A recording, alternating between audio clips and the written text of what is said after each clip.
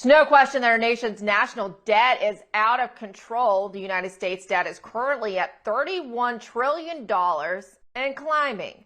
But Democrats want to keep the money rolling in, while Speaker Kevin McCarthy says it's time to pump the brakes on spending. McCarthy must now get 222 House Republicans to come together to hold the line. The Speaker is hoping to pass the Limit, Save, and Grow Act.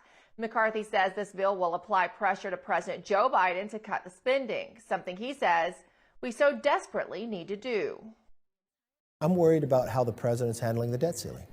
He's ignoring it. He's walking us in to some type of debt problem because he's just ignoring the problem. I'm worried about the next generation. We're at 120% of GDP in debt. We've only been here during World War II. That means our debt's larger than our economy with another 20%. But not every Republican is prepared to back the bill. Congressman Andy Biggs says he is leaning to be a no on the bill because it would raise the debt ceiling by $1.5 trillion. So while McCarthy has some internal issues to deal with, President Biden is also looking at how he should handle the debt crisis. Reports suggest he is looking to raise the debt ceiling. Yesterday, his budget director, Shalonda Young, confirmed these reports directly. Can you confirm reporting in the Washington Post this morning that there have been discussions in the White House about the possibility of raising the debt ceiling unilaterally? How could the president do that? So, Jonathan, we have a long record, and we've spoken to this several times. We believe, and Congress has to do its constitutional duty and avoid default in this country. We've always paid our bills. We're a country who pays our bills. That is a responsible thing to do. Congress, in a bipartisan way, did it 3 times for the last president, and they need to do it again. Joining us now to discuss this looming doomsday our nation is facing, the president is facing, is the president of the Center for Renewing America, Russ Vought. Russ, thanks so much for being here. Congressman Andy Biggs, who is someone who's on this show a lot, says he won't support the current House Republican plan if it means we'll raise the debt ceiling $1.5 trillion.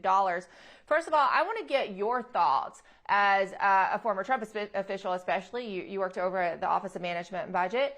How do you feel about this proposed bill by McCarthy?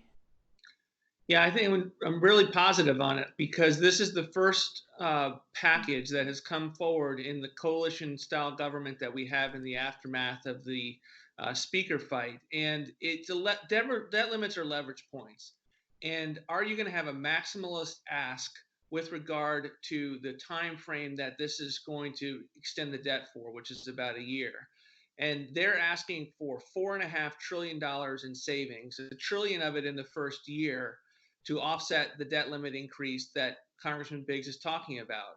So if you're putting forward your best position and you're forcing Joe Biden to be able to get your spending cuts across, I think that's the way they should be approaching it. I'm glad they're approaching it.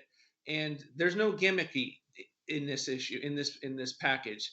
It is cuts. It's getting rid of the student loan bailout. It's putting work requirements. It's defunding woke and weaponized bureaucracy.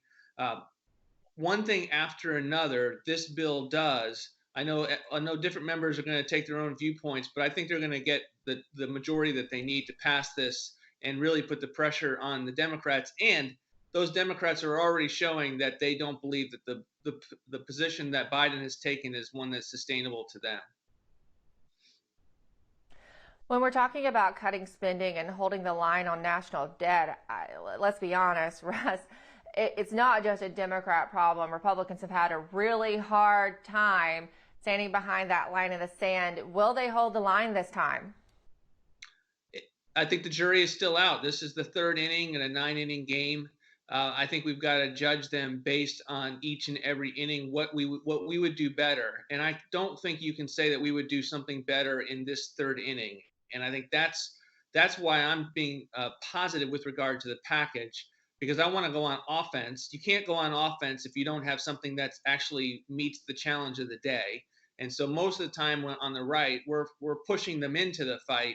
The difference now is that we actually have real power to ensure that the opening package is something that can actually save the country, or a third of it. And remember, the types of savings that we're talking about is $4.5 trillion. That's more than a third of what's necessary to get you on the road to balance, and to do it in this first leverage point with a Democrat president. That's the kind of thing that I think is a maximalist art of the possible, which is all what politics is. And I think we will have to see in June, like the Republicans, they need to be able, they put this forward and then they have to say, Joe Biden, you're not getting a debt limit increase unless you accept it. And we will go over the X date. We will go over the line to ensure that we get this. And we will recognize that you are the one that controlled default and your ability to pay interest and principal on our debt. So I think this sets you up in the best possible way to be able to hold the line down the road after months of saying, we've passed something they have not passed. We're trying to negotiate. They're not. But I think you've got to pass that bill this week. Yeah, I think the Republicans have a real opportunity here to have leverage on their side if they will actually use it this time. It sounds like it could be a good course of action.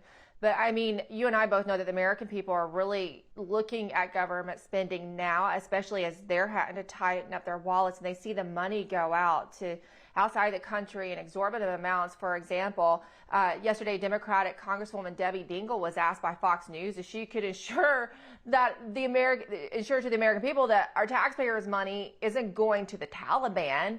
Let's listen to how she answered that. How do you reassure the American people that our money is not flowing to terrorism? Well, I sincerely hope that our money is not flowing to terrorism.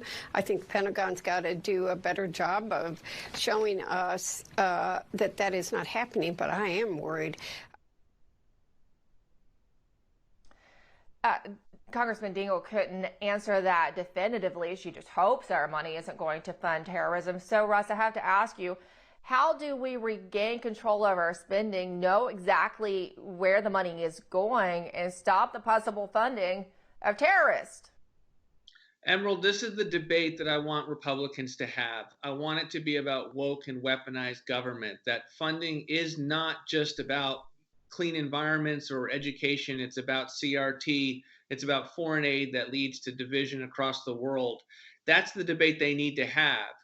And the debt limit can be the thing that causes Republicans to have leverage to enact cuts that they would not otherwise have. That's the way they've got to view this. And they've got the right ask. They're not talking about Social Security and Medicare. They're talking about the very spending that you just mentioned and is embodied in the federal bureaucracy. They have all the potential in the world. They have to realize it by continuing to execute and play these innings through to the end of the game.